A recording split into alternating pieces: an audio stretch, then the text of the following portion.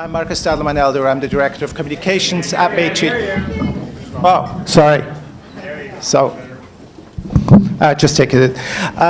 So I've had the opportunity to work with Broadbent and Franca Gucciardi over the last 6 months on the book. And of course, I've known them for a little bit longer, but it was a very exciting period for me as well. So it was the first book I could work on to publish.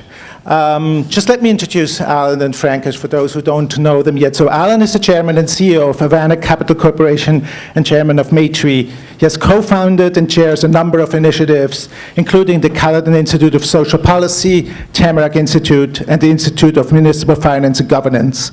Alan is the author of Urban Nation, Why We Need to Give Power Back to the Cities to Make Canada Strong, and co-editor of 5 Good Ideas, Practical Strategies for Nonprofit Success. He's a member of the Order of Canada and recipient of the Queen's Diamond Jubilee Medal.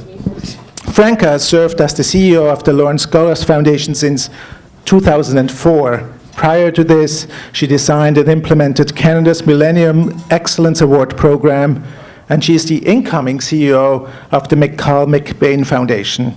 In the community, Franca is board chair of College Montrose Children's Place and a member of the Leadership Council on the E&O Inadovitz Institute for Leadership at Ivey Business School.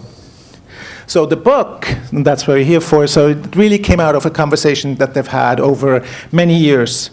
Franca first met Alan when she was still a student, and over the years she came back, and especially when she got the call to ask whether she wants to be a CEO for the Lawrence Scholars Foundation. So since then, they've met regularly, and eventually they said, well, wait a second, this is actually quite interesting, and some others might be interested in hearing about what we're talking about.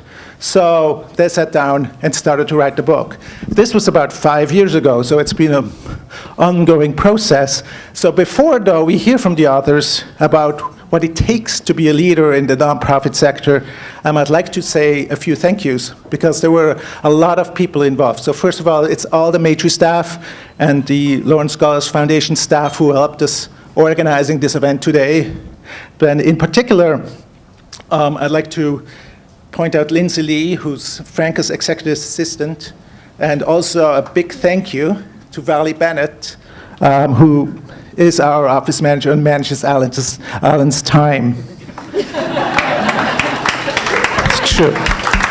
So also a thank you to my colleague Tina Eden, who was the person who worked closely with Alan and Frankie to get the first draft of the manuscript. And then Kate Unrau, who came on board as the final editor and also helped us make the book ready for print. Maitris Sarah Gledhill, here who's on the camera, she laid out the book and designed the cover. And this very special thank you also to Aretha Dikumwami, who worked with me for the last 4 months. It was her internship, and she was absolutely wonderful. One of the things that we figured out, one of the big issues was taxes and how do you actually process the revenues once you get the book. So I was lucky to have Vicky DiLulio and Jennifer Ma in accounting to really help us set everything up. So thank you all for your big help. So, and yes.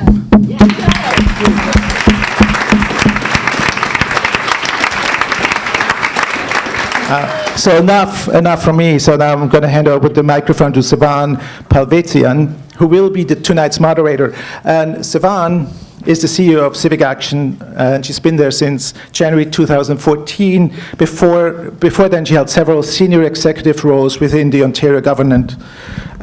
She is a well-known city builder, change agent, and I think because of her experience as a leader in the nonprofit sector, she will make this a very engaging conversation. So, Sevaun. Hi, everybody. Good evening. Thank you for coming out, and I feel like I ought to prop this up because this is a big night for our great friends. Marcus, that was a great introduction, and I've never before been in somewhere where in the acknowledgements, the auditors and the finance team get a shout out, so that is kind of awesome. So this is a book, as you heard from Marcus, which took about 5 years to write, which is really to bad, because I started my job 3 years and 3 months ago, and this would have been really handy to have.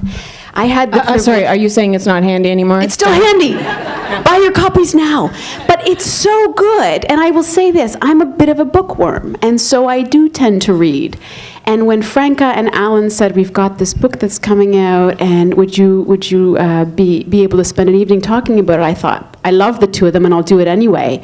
And then I had a chance to read the manuscript, and I'm telling you, this is going to the top of the bestseller list. There is so much in here. I guarantee you, there is stuff in here you didn't ever think about. In fact, I feel Susan McIsaac was on when they hired me at CivicAction. I don't know how you picked me after reading this book, because there's a lot you're supposed to know that I surely don't. But I do want to say this. When I was talking to these guys earlier in the week, and I said, what made you decide to do this? And you heard a little bit about that from Marcus. Franca said something, and she said, this is intended to be a companion with you as a new CEO or someone who's considering that as you go through your journey.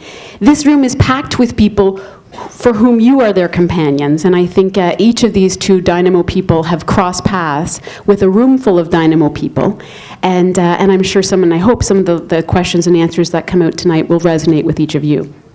Now, I'm going to start with Franca, and I had the privilege of meeting her probably a dozen years ago now. And we were sitting on a board, and I was new to the city, and I didn't really know many people. And I sat next to this one. And I remember having this first board meeting. At the end, I was like, who is that? This fireball who had the best questions and the most energy and a ton of fun. And so I just decided in my head, she's going to be my new friend. And Franca's watching her journey over these last 12 years has been nothing short of remarkable. Alan, I had the privilege of meeting after I'd started at CivicAction, and my team said, you need to go out and figure out all the stuff you don't know, and you got to go talk to that guy. And I sat in his office, and it reminded me of being in the office of your favorite professor from grad school. And it's packed with books, and it's a cozy feeling, and he tells it like it is, and you come out smarter. And so these two have been big champions for our city and across this nation in many different ways, and I'm so privileged to spend this evening with you. I want to start with Franca, though.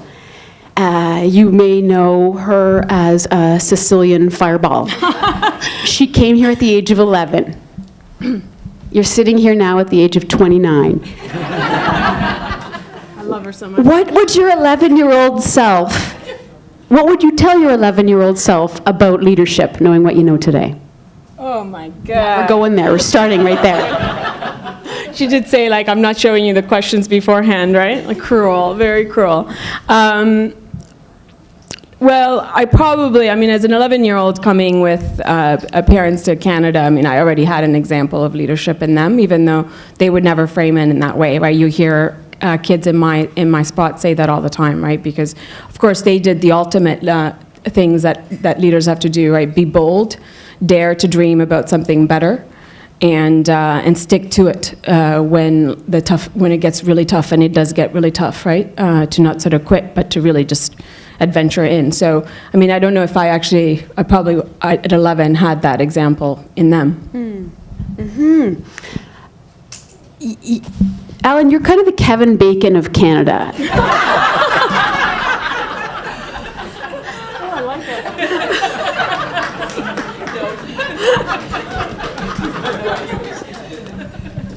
it. So whatever you say, I'm going to believe, and there are some that believe that leaders are born, some that believe that leaders are made. I want to know what you think and why. I just wish I knew who Kevin Bacon was. I don't know.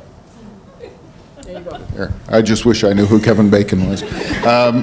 He knows you, He knows you. Well, I think they're both. I think some people have kind of natural, leadership traits. They have boldness, and they have, some personal charisma, perhaps. But I think, like most things, it's something that can be learned. And I think that very often when people are getting tapped for jobs, like getting their first CEO position, or within an organization getting a promotion to something that requires a lot more to exercise more leadership skills, they have some doubts about whether they can do it. And I think it's really, it's comforting to know that, or to think that it's a set of skills that you can learn. And you can learn it from other people. You can learn it from observing other people. If you're like me, the kind of person who doesn't really go out and talk to a lot of people, voluntarily.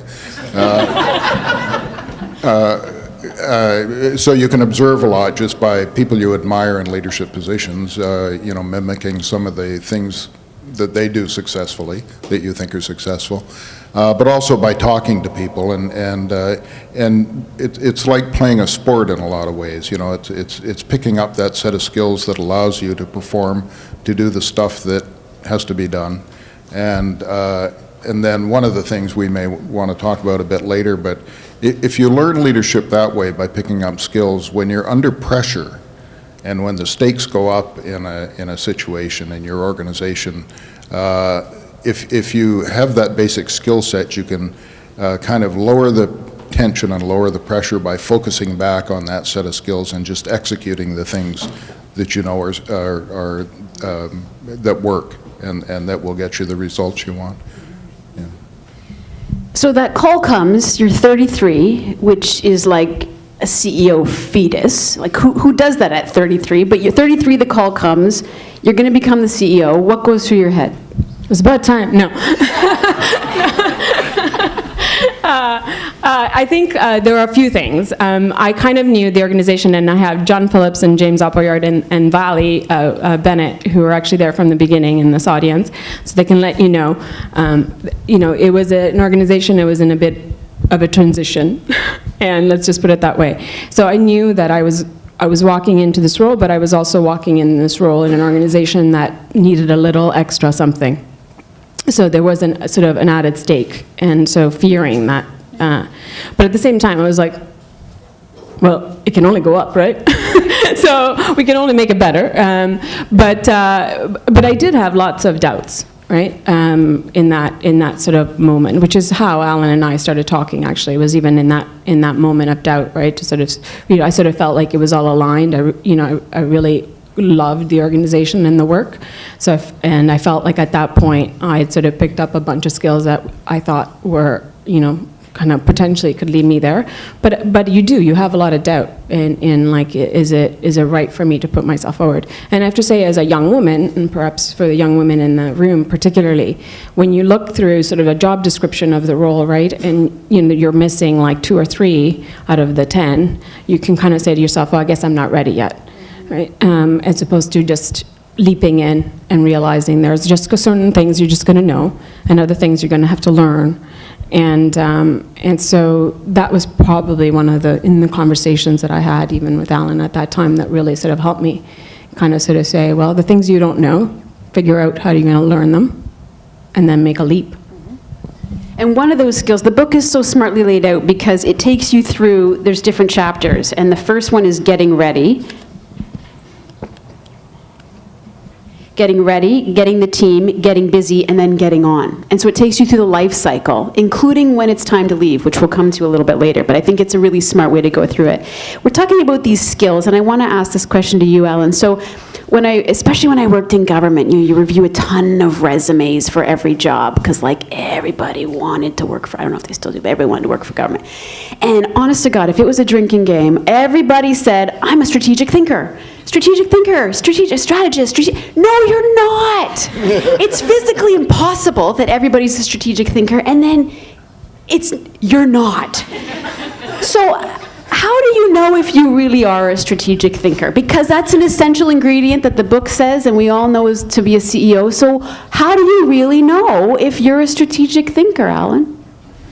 Well, I don't think you probably ever do really know. I mean, you ultimately know if you are able to put together a proper strategy for whatever you're trying to do. But resumes are kind of this amiable fiction that people use at times that they're applying for jobs, and there are very few there are very few failures on resumes, and there's a lot of.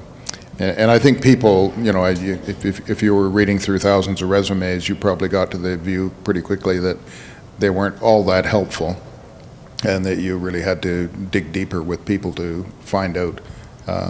And you know, sometimes if somebody says they're a great strategic thinker, the job you're hiring for might not require strategic thinking, so you can just discount that anyway. But I you know, I mean, honesty in resumes is, you know, a lost art if it was ever there. Yeah. So there are very few failures on resumes. There are a few failures in life. Let's go there. Who wants to start? When have you failed? Because I didn't see a lot of that in the book, but I want to ask you guys. When have you failed? There's a volume 2. When I called Sev to moderate this panel. I'm going nowhere. Share it, because this, you know, that's the new movement too, right? Fail forward, and everybody makes mistakes and learns, and we got kids in the audience, so they got to hear this. Tell us, where have you seen, either not in your life, but you've observed it? No, but I mean, we in our work at Maitris, and certainly in our work investing, you know, in Havana, we fail a lot, and you know, we have invested in stuff that didn't work out. We've invested in companies that weren't what we thought they were, and so you can you know, stop investing if you want, but then we stop being able to fund Maitris. In Maitris, I remember we started, I forget how many years ago, a leadership program, and the first iteration of it just didn't kind of work. It didn't work the way we wanted it to work. I think we kind of overthought it a bit, and I think the people who took the course were probably reasonably satisfied with it, but we just didn't see that it had much impact or really resulted in people with significantly enhanced leadership capacities. And so we went back to the drawing table, and we redesigned it, and I think came out with something much stronger, and we ran it. Some of my colleagues will remember the details of this better than I do, but we ran it, I would think, for maybe 7 years or 8 years, something like that. And then we got to the point where we said, you know, this is much weaker than it used to be, in part because we'd run through the cohort of people in the region that could really benefit from the leadership training at the level we were doing it, and so we stopped it. And so I don't think the stopping it was a failure. I think the initial design was a failure, and we learned 2 things from that. You know, stop doing what didn't work and redesign it, and then when we ran it for the next 7 years, constantly redesign it. And so you learn from it. But you know, the failures are out there, and they're not always very nice or pleasant. And they're not always learning opportunities. I talked about one in the book, actually, in one of the anecdotes around the board management.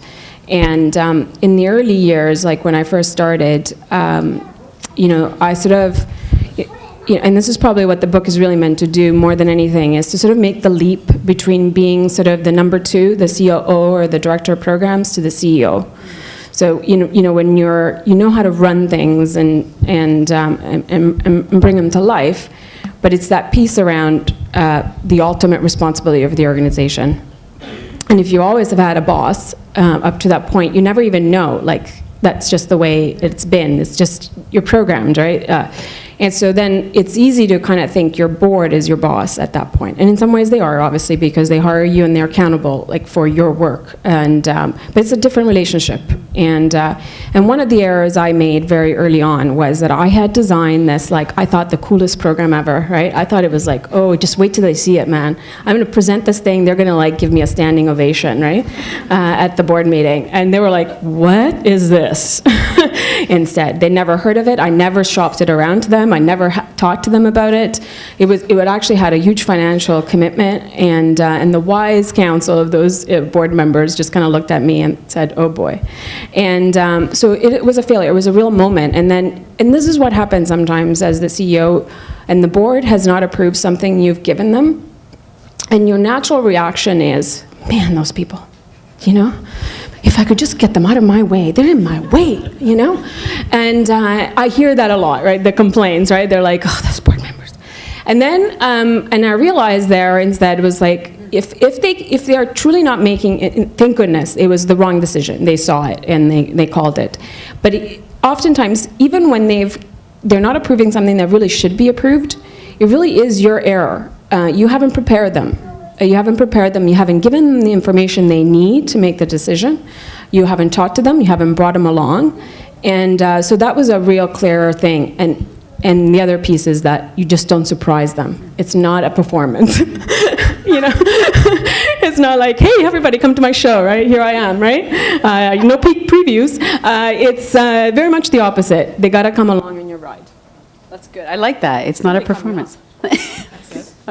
That's all right. We can share mics. Okay. We'll do that. We can roll with it.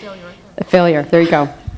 One of the things in the book that I had never ever considered, so you describe when you get the job, to sit down with the board chair and not necessarily ask the name of the person who didn't get the job, but to find out more about the other person, to understand why there was two. Isn't that an interesting concept? And I never thought about that. But can you explain the thinking behind that and what you hope to glean from that question with your board chair?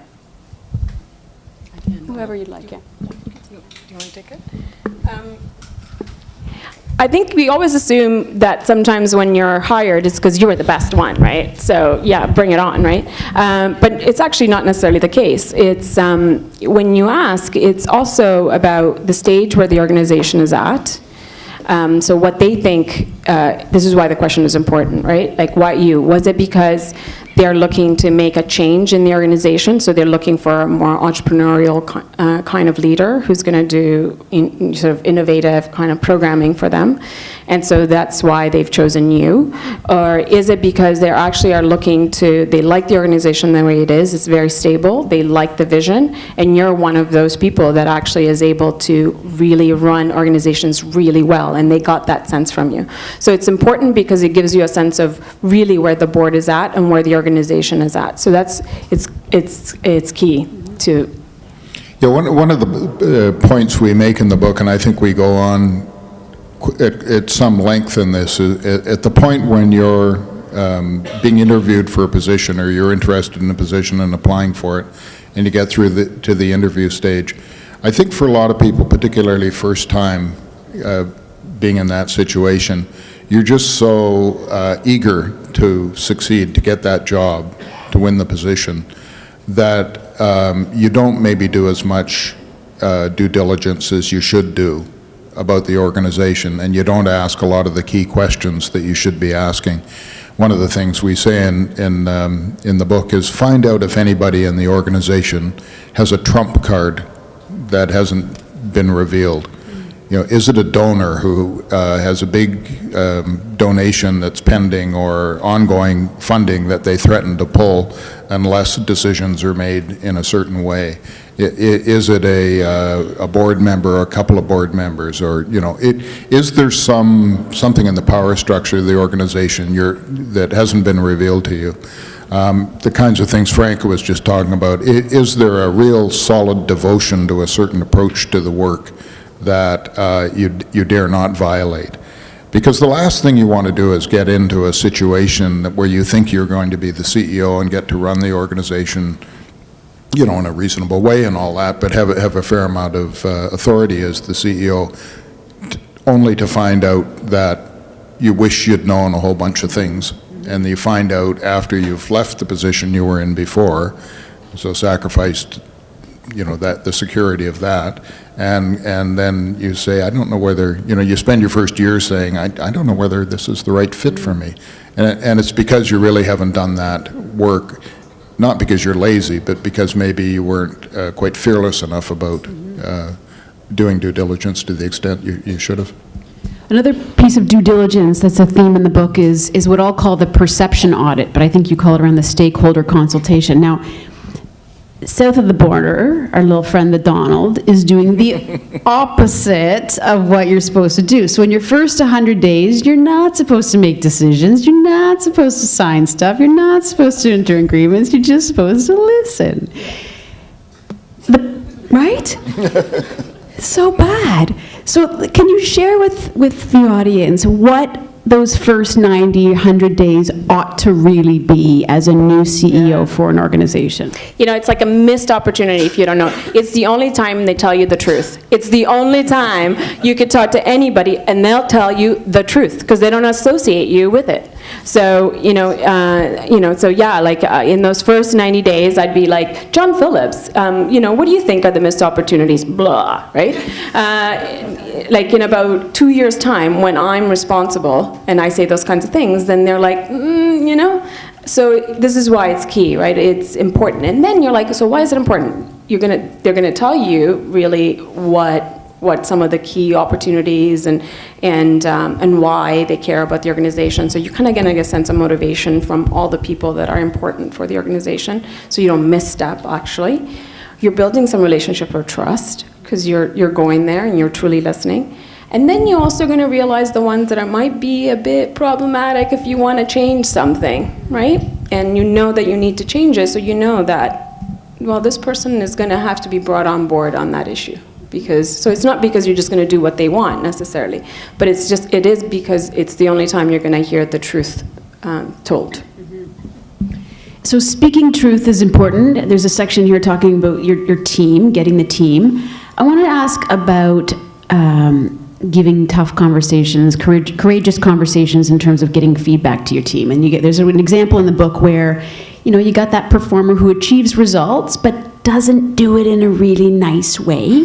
And so you have to give feedback. And I remember my first experience with my first grown-up boss, meaning not in the restaurant industry where I was the worst waitress ever, but my first real job, my boss at the end of year 1 came in with a recipe card. And I thought that's weird. We're gonna bake our results for the year? But there was 3+ signs on the front, and he wrote 3 words that I was good at on the front, and on the back was 1-, and it was the one thing that you were bad at, and then he handed you the recipe card and was like, good luck.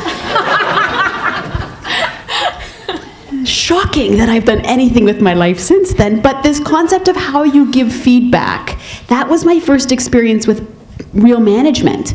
That was not a good way to do it. How do you give feedback, and importantly, how do you give hard feedback to people around you?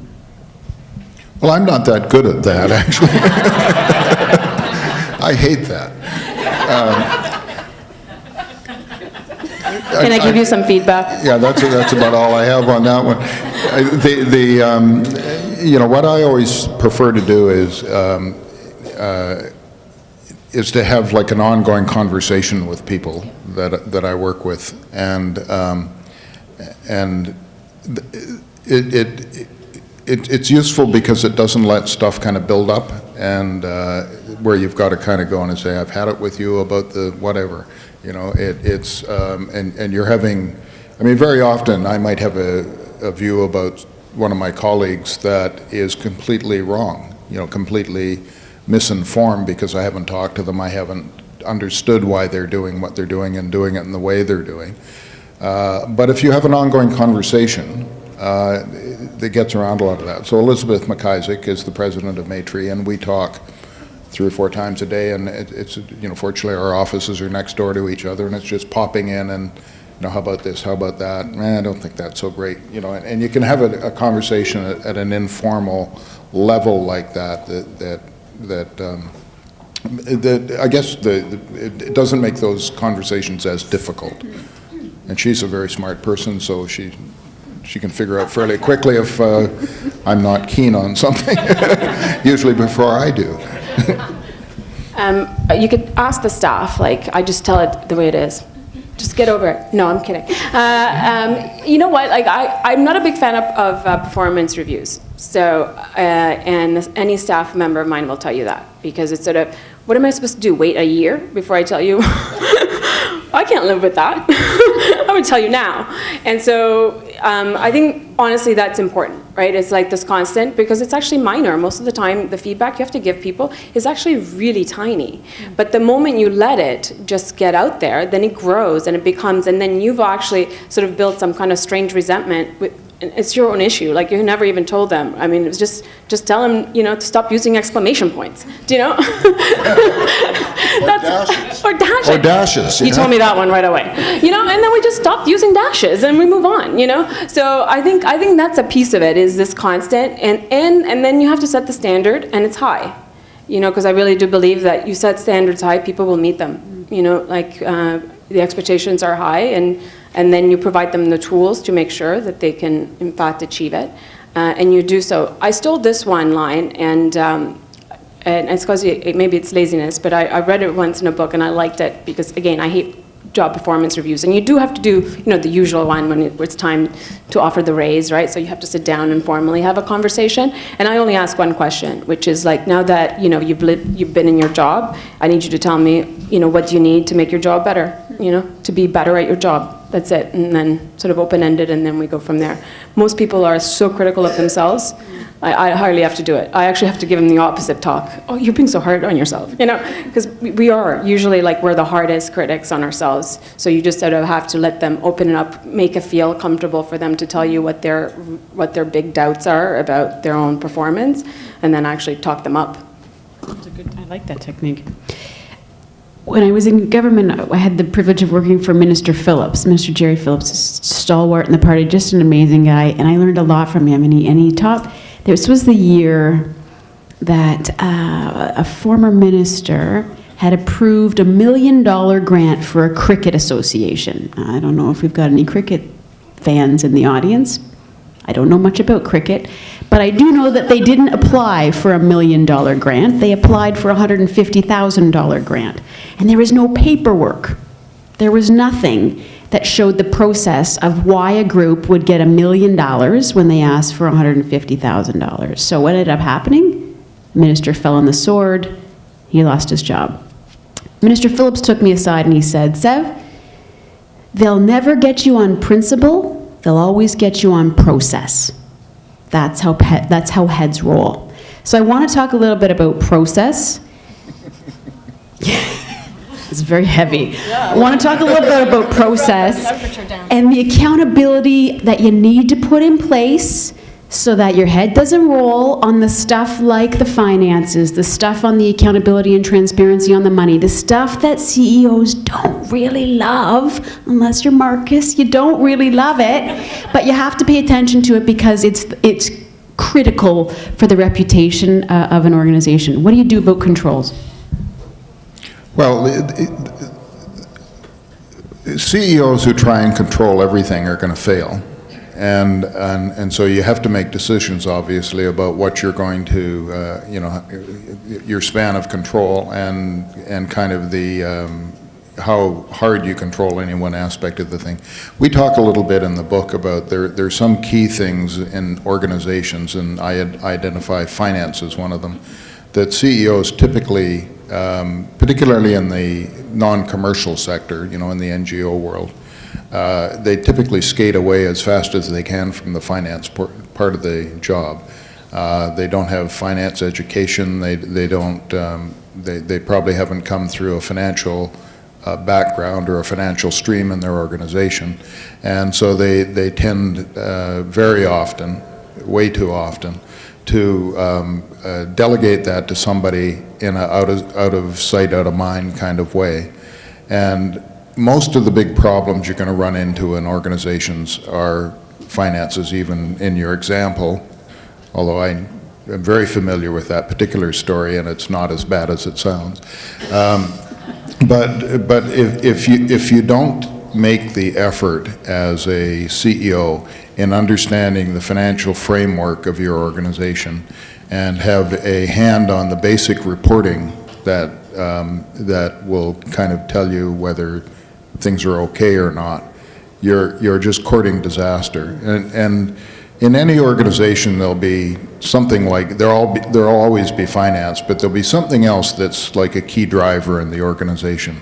It may be key relationships or a key program that is absolutely critical that it runs properly for your organization. And to delegate that out of sight, out of mind is a big mistake. Even if it's something you're not interested in, You have to have enough knowledge about it so that you know if it's on the rails or off the rails. And failing to do that is a significant failure. I would beyond sort of the regular sort of the procedures that you have to put in place around some of these things, it's also a culture issue.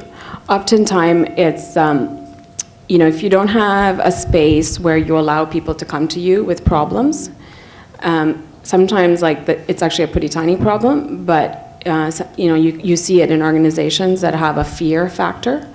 This person is going to lose their whatever, and I'm scared to go to them. They won't have my back. So I think there's also that culture sense of knowing that people can come and talk to you about the issues, and then you're going to be their ally, and you're going to help them out of the mess. Whatever it is, even the tiny stuff. It's great. I love that. No, I know you've had a lot of job offers over the years. And up to this point, I know because we go for drinks every few months, and I get updates. Oh, okay, we may or may not meet on recurringly, but I know that Franca I know she's in demand, and I remember, and I would say to you, how long has it been now? How many years has it been now? And you said, Sev, there's things I got to do. There's things I'm doing, and then. At our last time of meeting for afternoon coffee in my office, tea, you said, you know what, I got some news. Why was this the job and why was this the time? Well, we'll see if it's the job. Why was it the time? I'll go there. So it's been almost 13 years, and we've sort of I've taken the organization together with a bunch of incredible, wonderful people through different stages. And so it was a bit of the push and the pull. I kind of had certain things I really wanted to accomplish at Loran before even thinking of going anywhere else. Diversified revenue model, a really healthy culture, all kinds of things. And then you get to the place, and I heard many people, the last few years have actually been very hard for that, because I think lots of people have this they have a number, some magical number, between 7 and 9, between 10, and there's numbers that people like to throw out, and I don't know if it's about the number. I think it's really, you'll know it. I've gone to my job, and I have to say, genuinely every single day with all kinds of other things I want to be doing still, so energized and lots of things that to be done. So I never felt that I had plateaued or, I was just cruising along. So that was one, right? So I never had a push because of it. But there's also a point where you have to be careful, then the organization is about you if you stay too long. And I've always sort of said, as the CEO, you have an expiration date. You have it right here. You're the only one who doesn't see it. And oftentimes you're the last one to see it, And you hear about it, and they stay way too long in a place, right? Way past that expiration. So I was always sensitive to it, and I always sort of asked my board members to please tell me if it's flashing. Don't let me be the last to know. And I don't know if I have an expiration date on that piece, but it was also the opportunity that came along. And I'm driven by education, by youth and development of the next generation of leaders. And I knew that's where my heart was, and I need to be motivated by that value system. And so this was the opportunity to kind of take some of the lessons we've learned at Loran and perhaps make them available to an even larger audience in Canada. That's awesome. We can't wait to see where you go with that. It's very exciting. One of the things the book talks about is how involved a CEO, an outgoing CEO, ought to be in the search for the incoming CEO. And I thought this was very interesting because it's, that's a bit messy, because on the one hand, that's your baby, and you want to make sure that a nice custodial parent is coming in to care for this toddler that you had 52-hour labor over to deliver safely. But on the other, you have to cut the tie, and you have to go on to your new adventure. So I want to ask, and actually before I do, I noticed Julia Deans is here. Julia Deans, can you give a bit of a wave there? So Julia Deans was 2 CEOs ahead of me as CEO of CivicAction, and when I came into this role, I was a nameless, faceless bureaucrat, and so truly, and the only time as a public servant your name is ever out there is if you earn 6 figures, blow a whistle, or end up in jail. Like, that's it. Know too much about cricket. Know too much about cricket. There's 4. So I didn't know anybody really. And this name comes into my inbox, and it was this woman. It was Julia Deans, whom I'd never met, but the very first email congratulating me was from her. And she said, "You're about to start the best thing that's ever happened to you." It was beautiful. It was beautiful. So I want to thank you, because that was, I saved that email. But how involved should an outgoing CEO be in the search for their successor? I think there's a responsibility to make sure that the organization is set up properly for succession, and that so that the records are well kept, that the people in the organization know their jobs, etc. And then I think it's really helpful if the CEO can recommend to the board a process for a search. Because the board, we talk about this in the book, that boards are engaged and they're interested and care about organizations, but they spend a relatively small percentage of their attention thinking about it. And one of the things, actually, I've been on enough boards now that when you actually come up to the point where your CEO says they're leaving, everybody panics, right? Because they figure, oh my heavens, this is going to be a lot more involvement and a lot more time, et cetera, and what if we make the wrong choice? So I think it's helpful to them to recommend to them, not to have made all the decisions, but recommend a process of how they would go about mounting a search, and maybe even to the extent of some of the firms, if they're going to involve a firm, some of the search firms that they would consider engaging. But once the board has kind of grasped that and either accepted that process or adopted their own, then it's done.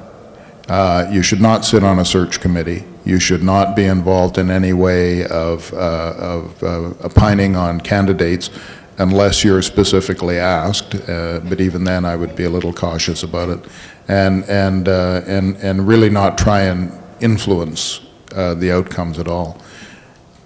And if I can just go on to say, once your successor has been chosen, do what Julia did, send a lovely email, and then don't meddle. Don't give in to any temptation, or even to a request by the board to, say, serve on the board, or to be involved in some way on an ongoing basis, because I don't think that's helpful to the new CEO.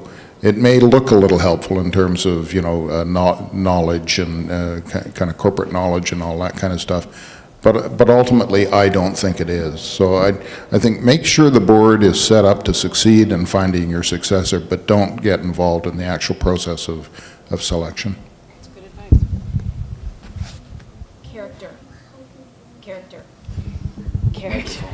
Character. So the Rand Scholars, I love it. One of the things that distinguishes that program from others that look for great talent is that's what they search for, character. And I want to ask each of you, what does that mean to you as seasoned leaders, as city builders, and the next generation of our CEO suites? What is character to you? Whoa. Yeah, that one's broken. It's broken. That's it. It's a lot of things. It's sometimes, I guess, kind of words these days I feel like are a bit old-fashioned, but I'm going to stand by them. Integrity, honesty, humility, sort of a really sort of strong grounding and, a good old Sicilian word named honor. And that really is, going back to the mistakes, we make mistakes and failures are all constant. The moment you dare to sort of put your hand up and are willing to kind of say, we should be going that direction. It could be that you should have gone that direction, right? But you put your hand up and people are going to follow and you're going to give that a try, right? So part of it's always around the failures, but having the humility to admit it, the curiosity to think of figure out of a better way potentially, and to really let the actual, impact be the guiding of where, whatever cause you're working on, and there's, a zillion good causes. a real genuine attempt to be able to sort of say, I want to have that impact that should be better. So I think character is about that, and it's essential in leadership. Unfortunately, we think a little bit more, and I guess a little bit of ego is part of the equation, because you're just putting yourself out there. So it's understandable that there is ego in the sense that you dare think that you could lead, but it has to be rooted in humility. I don't know how you could be successful, especially I think a nonprofit organization that depends so heavily on numerous donors, numerous volunteers. It is absolutely essential that you build a community that's really around the people you're serving and the people who are helping you serve them. And anything outside of that, I think might work for the first speech. But at 2 years into it, people are not going to want to follow. Yeah, and I'd agree with what Franca said, but and I'd add to it that one of the characteristics I always like in people generally, but also like in leaders, is bravery. And it's bravery to find and act on your best angel, and to even if it seems a little out of fashion or inappropriate to the moment, just the bravery to do that, I think, is important. So that's where we're going to cap it, because those attributes, I think you would agree, are these two incarnate. And I think what's very special about this book is it really is a leadership book that will feed your soul. Imagine having these two in your corner. Like, how many rounds could you take of punches to the face if these two are, get back in there, some Gatorade, in you go. That's what this book is. Get in there. Get in there. So go buy your copy. They're going to stick around to sign it. And honestly, I think I'm not just saying this because these are two very dear people in my world, but this is a book that you will look at leadership differently. And I hope it reveals part of your own journey differently. And I certainly hope that you join me in thanking these two for sharing their spirit and sharing their time tonight. Thank you.